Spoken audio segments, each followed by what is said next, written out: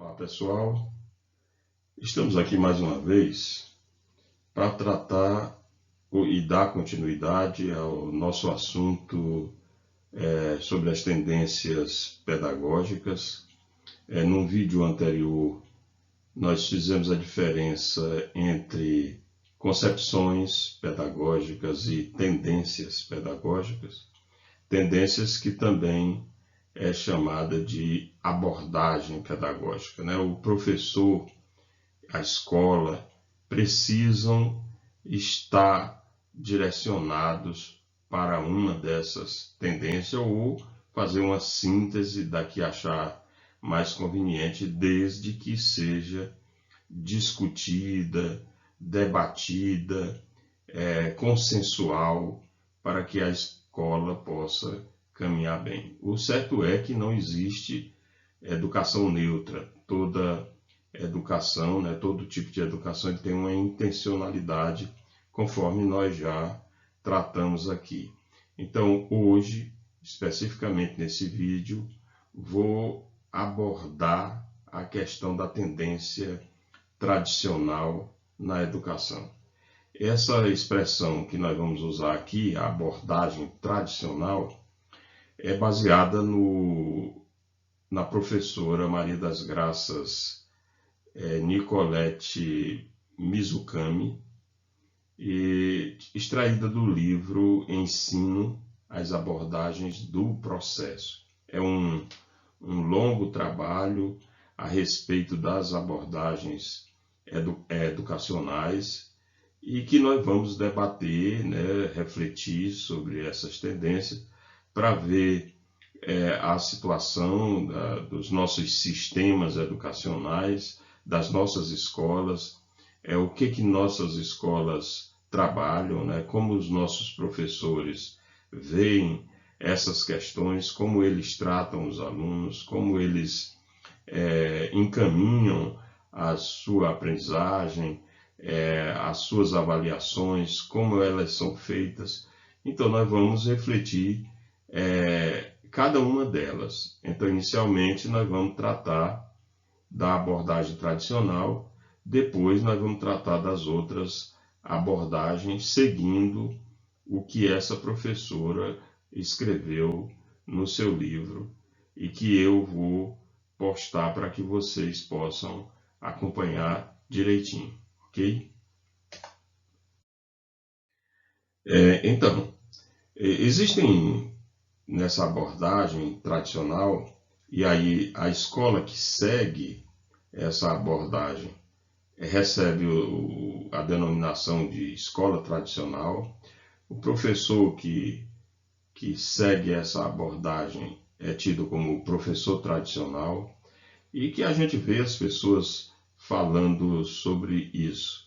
Então é importante a gente saber o que realmente é uma abordagem tradicional, que características elas têm, que tipo de homem ela trabalha, que tipo de mundo essa abordagem vai preparar, a relação sociedade, cultura, escola, aprendizagem, professor, relação com aluno, né? Essas coisas todas nós vamos discutir aqui.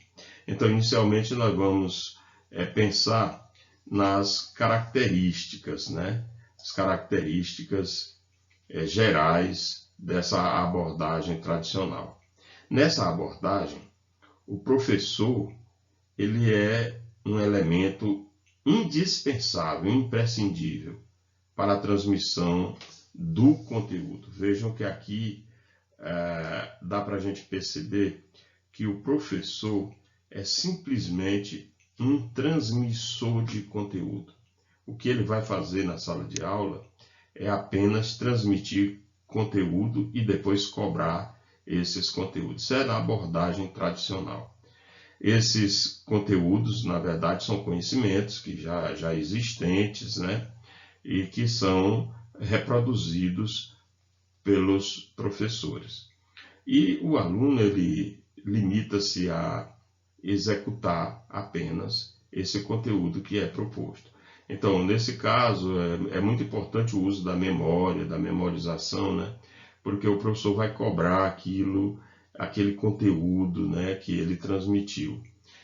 O Paulo Freire ele chama esse tipo de abordagem tradicional, ele chama de educação bancária, né? Que é o professor, é como se ele pegasse o conteúdo e depositasse na cabeça vazia do aluno, né? Então o aluno é tido como um ser que não sabe de nada e que precisa aprender aqueles conteúdos que o professor ensina. Então essa é a característica principal, né? E aí nós temos que ver que tipo de professor é que a gente tem e que tipo de aluno que nós queremos preparar. Então o aluno é um ser que não traz nada, é uma cabeça vazia, e o professor vai fazer só os depósitos nessa cabeça vazia. Então ele transmite o conteúdo e depois ele cobra esse conteúdo. É importante a gente ver que nessa abordagem, como é que vai ser esse homem que vai ser formado, que é esse aluno, né, que depois vai se tornar um homem. Então, como o aluno ele só recebe, ele é um recebedor de conteúdo, então ele vai se tornar um receptor passivo. Esse homem é um ser passivo, porque ele não tem uma postura diante dos conteúdos que recebe, ele simplesmente aceita aqueles conteúdos como sendo os conteúdos necessários à sua aprendizagem. E o mundo? Qual é o mundo que é colocado aí? O mundo é o mundo de fora, é o mundo que está lá fora, é o mundo que é externo ao indivíduo. Ninguém se preocupa com o ser humano interior, ninguém se preocupa com a pessoa, ninguém se preocupa com as diferenças, porque para eles, para essa abordagem, o que interessa é a realidade externa, é aquilo que está lá fora. Então não há uma preocupação com o indivíduo como pessoa. Então nessa abordagem as pessoas são todas iguais, e por isso é que, por elas serem consideradas iguais, é que vai haver uma seleção, né, daqueles iguais que são melhores que outros. Então não há oportunidades para quem tem dificuldade de aprendizagem. E a sociedade, cultura? Esses programas, os programas que são preparados com essa abordagem, eles estabelecem quais os níveis culturais a serem adquiridos na formação. É um sistema absolutamente individualista, né? Preparar o indivíduo para ser um indivíduo egoísta, né? E ainda hoje essas ideias, elas perpassam as escolas, né? Elas estão nas famílias, nas pessoas, né? Quantas vezes a gente não ouviu os pais falando assim, muito felizes, né? Que meu filho é o melhor da escola e tal, meu filho passou em primeiro lugar, né? Assim, essa cultura individualista do se sobrepor ao outro. O tipo de conhecimento, né?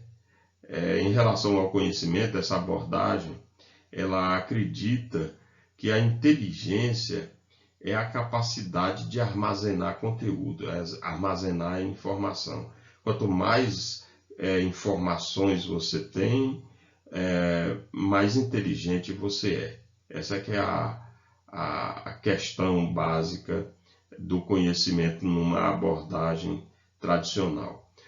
E esse acúmulo de conhecimento, ele se dá através da transmissão, né? O professor transmite para o aluno. Por isso a memória é extremamente importante. Alunos que têm dificuldade de memorizar as coisas, normalmente nessa abordagem ficam para trás. Aí, mais uma vez, eu reflito sobre a questão do ser melhor, né? Tem que estudar para ser o melhor. Essa é a abordagem tradicional. Ao aluno, como eu já falei, né, ele compete a apenas memorizar as informações. Memorizar quer dizer decorar, embora depois ele esqueça, né, mas tem que memorizar as informações, as definições que eles são oferecidas no processo de educação. Então, todas as informações, aquele aluno que memorizar mais é aquele que vai ser considerado o melhor nessa abordagem. Então, para essa abordagem tradicional, a educação ela está diretamente ligada à ação da escola. Então, a escola é a responsável pela educação. É aquela história de que a escola é a segunda casa, a segunda família, né? É muito da tradição, né? De você achar que compete à escola tudo que está relacionado com a formação de um aluno. A educação como um produto, né? Já que os modelos a serem alcançados já estão pré-estabelecidos. Aquilo que você tem que aprender já foram definidos. Ninguém sabe quem definiu, mas já foram definidos. E na escola, a escola como é que é essa visão escolar, né, nessa abordagem? A escola é verticalizada, ou seja, o diretor é o diretor, o professor é o professor, o aluno é o aluno. Então, são separados, né? Não existe uma horizontalidade. Então, é o sentido vertical, né? Hierárquico, né? O professor é o dono do saber, é o dono do conhecimento, é o dono da verdade. Não, a cooperação entre alunos, professores, é quase nula. Atribui-se à educação o papel de ajustamento social. Quer dizer, a escola é o lugar onde se vai fazer o ajustamento social. É por isso que, muitas vezes, essa relação de cobrança, né, que existe na escola tradicional, na abordagem tradicional, ela termina ajustando as pessoas ou desajustando socialmente. Mas a intenção é fazer o ajuste social. Em relação ao ensino e à aprendizagem, a ênfase maior é a situação de uma sala de aula, onde o professor, como a gente já viu, é quem passa o conhecimento, é quem repassa o conhecimento. Esse conhecimento, na verdade, ele não é o conhecimento próprio do professor, é o conhecimento que ele aprendeu em outras escolas tradicionais e que quer reforçar. Inclusive, tem alguns professores que, por essa abordagem, eles querem imitar professores que eles tiveram em outras épocas. Isso é uma característica fundamental do professor tradicional, é ter um modelo, né?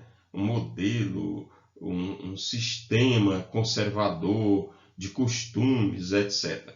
É muito comum hoje a gente ouvir que na escola ninguém respeita o professor, né? Porque essa ideia aí é a ideia da escola tradicional, né? Porque na abordagem tradicional o professor não pode ser questionado, o professor não pode ser de nenhuma forma, de nenhuma maneira contrariado.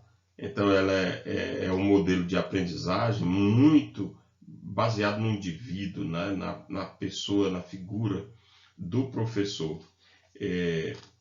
Ele, nessa abordagem, né, se preocupa muito com quantidade, né, e não se dá muita importância assim, à qualidade, não. Então, as notas, elas prevalecem. Vejam que é muito raro você ter uma escola que não trabalha a questão de nota. E a questão da nota, que é você dar nota a alguém, isso é uma coisa ainda que vem dessa abordagem tradicional. Essa abordagem tradicional, ela existe desde quando se instituiu a escola.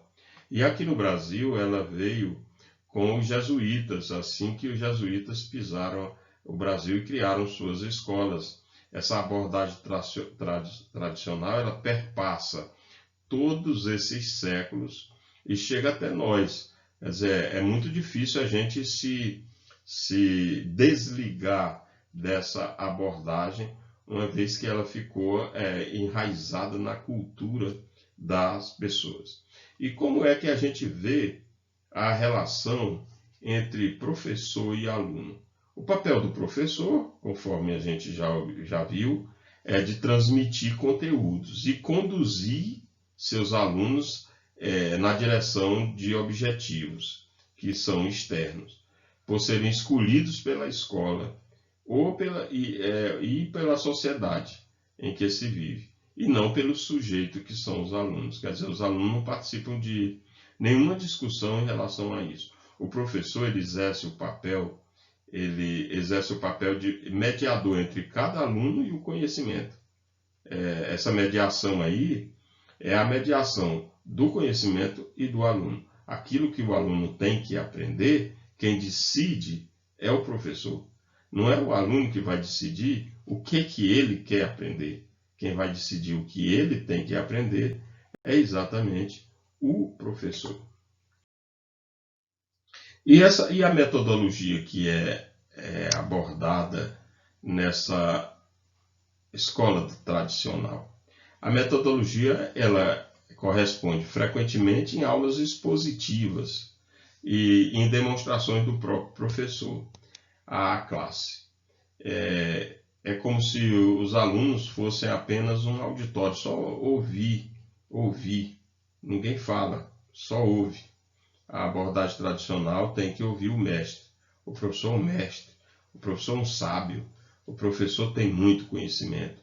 Então nós vamos ouvir apenas esse professor. Não podemos falar, por isso que eles pedem para a gente fazer silêncio, porque temos que ouvi-lo. E essa é a metodologia usada, né? Normalmente essa metodologia ela é usada para calar a pessoa, né?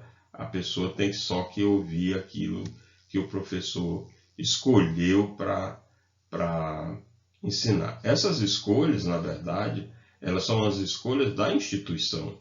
A instituição escolhe, passa para os professores e os professores passam para os seus alunos. Ainda hoje isso é quase geral. Talvez isso mostre também um pouco do fracasso da educação no Brasil, porque nós temos vários desafios e nós não encaramos isso da forma correta. E por isso nós preferimos ficar repetindo fórmulas antigas que a gente acha que deram certo. Só que formaram pessoas passivas, né? que não conseguem ver aquilo que está à sua frente, não conseguem refletir. Em relação à avaliação, numa abordagem tradicional, a avaliação é feita exatamente daqueles conteúdos que foram ensinados nas aulas. E tem mais uma coisa importante, né? Nessa abordagem, às vezes, os professores, quando vão avaliar, eles colocam uma ou duas questões simples e colocam umas para ninguém acertar, né? Para mostrar assim, ó, se vocês não estudarem, vocês não vão passar de ano. Então tem que acompanhar o mestre, tem que acompanhar aquilo que o professor sabe. O resultado dessa avaliação é a quantidade, o valor, né? Então, é por isso que nessa abordagem é muito comum se ver a questão da aprovação e da reprovação, né? Os bons são os aprovados, os ruins são os reprovados. E, na verdade, também, nessa abordagem tradicional, há uma espécie de reprodutivismo de conhecimento, né? As escolas apenas reproduzem conhecimento, elas não produzem conhecimento. Outras abordagens já mostram que é importante que o aluno aprenda a produzir seu próprio conhecimento. Mas isso nós vamos ver em outro vídeo, né? Então eu quero que vocês analisem essa abordagem, aprofundem essa abordagem, leiam o texto da professora Maria das Graças Mizukami, e que vocês vão entender melhor esse assunto, ok? Então, eu vou aguardar vocês no próximo vídeo.